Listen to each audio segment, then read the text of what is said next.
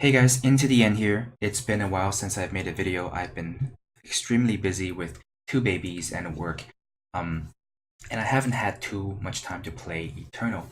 I have just climbed into Masters this month, and this is the deck that I did it with. Um, this is the increasingly popular Argenport aggro deck, but I personally like this version a lot more than the ones that we've been seeing on the ETS and the TCG tournament series.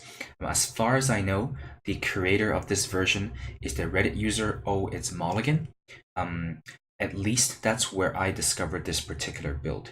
I tweaked it a little bit to suit my personal taste, but the essence of the deck is still, I believe, what Oh It's Mulligan originally designed.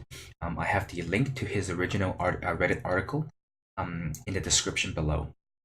I went from Diamond 3 to Masters Top 100 with this deck in roughly 2 to 3 hours, I think, winning the majority of the games along the way. So I think this deck is incredibly powerful and surprisingly pretty fun to play. Here's the deck. At its core, it is a tempo aggro deck. It is significantly faster than the mid-range version, which is currently more popular, but I think soon enough people will catch on that this is a better version. The game plan is to simply apply pressure early and build up momentum through tempo advantages to snowball into the mid-game and win before the opposing deck can stabilize. The game plan is very aggressive and it does not lend well to long drawn-out games. This is important to know because it dictates the way you have to play the deck. However, despite the early aggressive game plan, this deck is not linear like other aggro decks such as Stone Scar, Burn Queen, or Recano Plate. Piloting this deck can be very straightforward at times, but can also be very tricky as the deck has multiple angles of attack, which requires the player to make the right choices. I feel like my decisions actually matter when I play this deck, which is really a surprise to me when I first tested this out last night. And as you can see, the curve in this deck is much lower than the other versions. It is more like a typical aggro deck like Stone Scar tokens or Recano, with 16 1-mana spells or cards, including 8 units. In fact, this deck resembles the Recano Plate deck. Very, in fact, this deck, anyway, it's very much like Recano Plate. Both deck looks to play efficient early game units, then find ways to maintain their relevance throughout the game by using weapons, combat tricks, warcry triggers, or in this case, the 8 Oath effects, Minotaur Oathkeeper and the Paladin Oathbook. Both deck has the option to go wide or deep, depending on the game state, and both decks utilize weapons with Aegis units with evasion and lifesteal, making it impossible for the opponent to race. So let's go through some of the card choices here. District Infantry has the highest damage potential of any 1-drop in the game, assuming you do make land drops.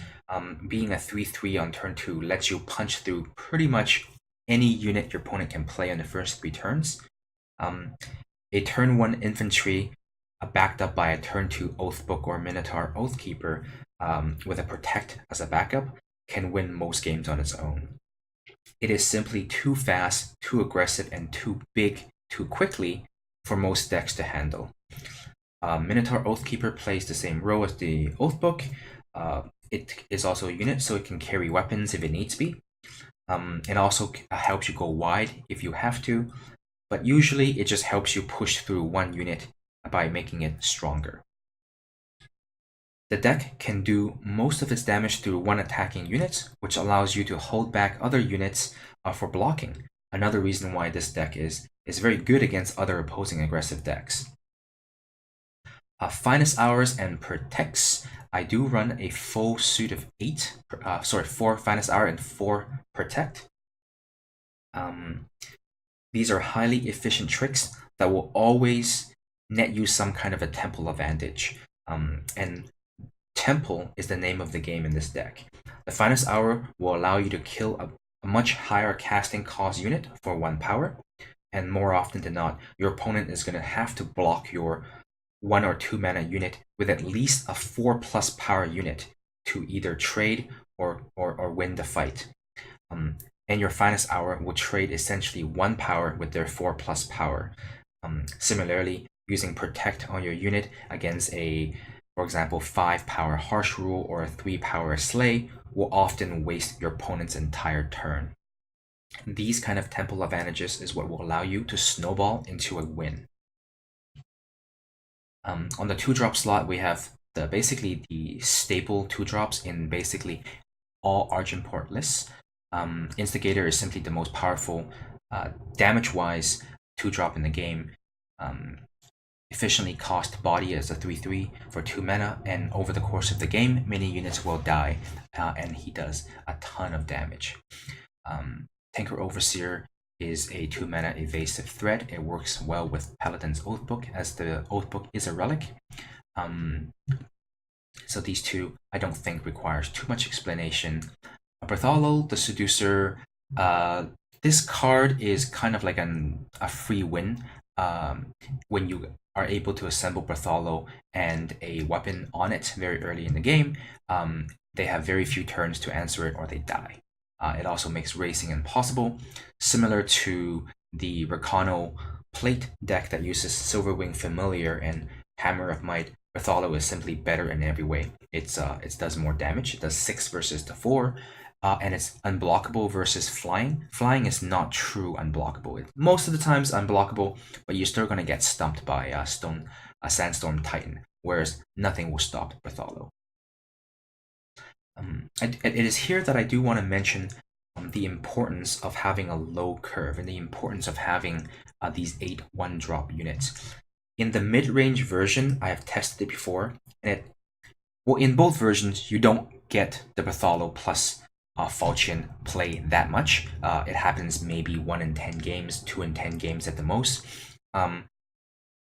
In the mid-range deck, what I find is that opponents are usually able to kill Bartholo easier. And the reason for that is because there's only so many removal cards in your opponent's deck.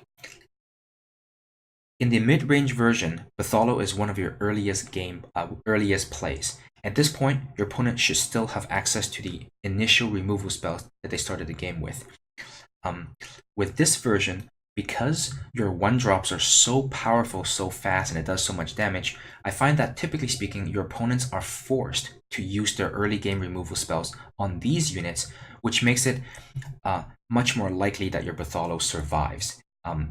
Them drawing into 2 additional removal at that point is actually very difficult for a lot of decks. Bloodletter is very average. I have not been particularly impressed or unimpressed by this card. I think it can be something else, so I think this is a flex slot. I kept it in the deck because, it's Mulligan's original list ran 3 copies, and so I just wanted to not tweak his deck too much without trying it out and playing, at least 50 to 100 games, which I think I might have at this point. I probably have 50 games under my belt with this deck, so I have a pretty good feel for it.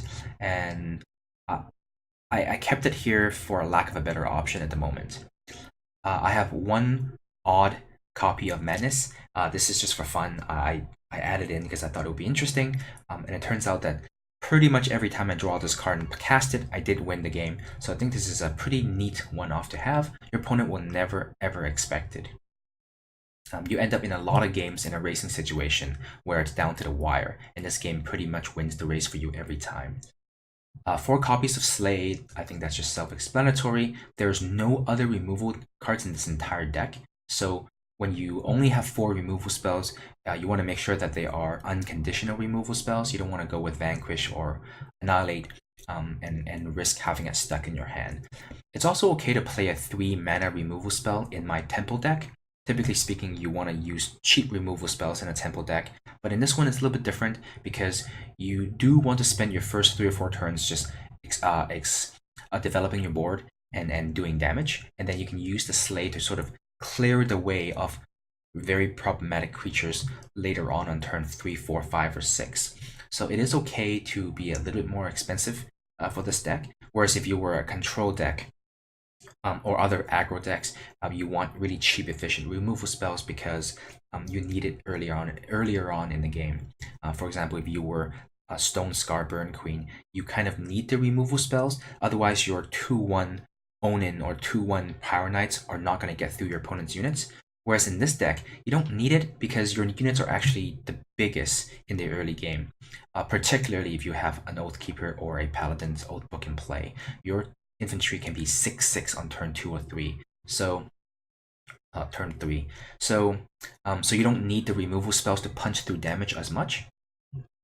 Enforcer, I think, might be the best 3-drop in the game. 3-drop unit in the game. I don't think we need to explain this card at all. Impending Doom is an efficient, very large flyer. The drawback is irrelevant to you, so it's an auto include in the deck. I did try to replace the Impending Doom with a Champion of Vengeance for some games, and I found that the Champion of Vengeance is not good because it's almost never turned on. I don't actually have that many power sources in the deck. And then the Falchion, of course, is just the it's just the best weapon to put onto Bartholo. And it's also a very good weapon to put on any of your flyers in any kind of racing situation. And that's pretty much it. I've chosen not to use any of the monuments because this deck absolutely needs all of its mana source. Oh, my babies are crying. Sorry about the noise in the background. My wife is on the case. So I find that this deck absolutely needs its depleted mana sources on turn 1 and 2 and 3. If you have a depleted land on turn 1, 2, and 3, you're most likely going to lose the game. So I think the monuments, the benefits of having a card when you have 5 power in play is insignificant compared to the importance of having it non-depleted on the first few turns. So I've opted not to use any of the monuments. So I'm going to play a bunch of games with this deck and record those videos separately. I am currently ranked I don't know, I'm ranked 88 at the moment. So what I would like to do is play this deck, maybe 7 or 8 games with this deck on video and see if we can climb into top 50s with this deck. All right. Thanks for watching, and we'll be back with the gameplay videos next.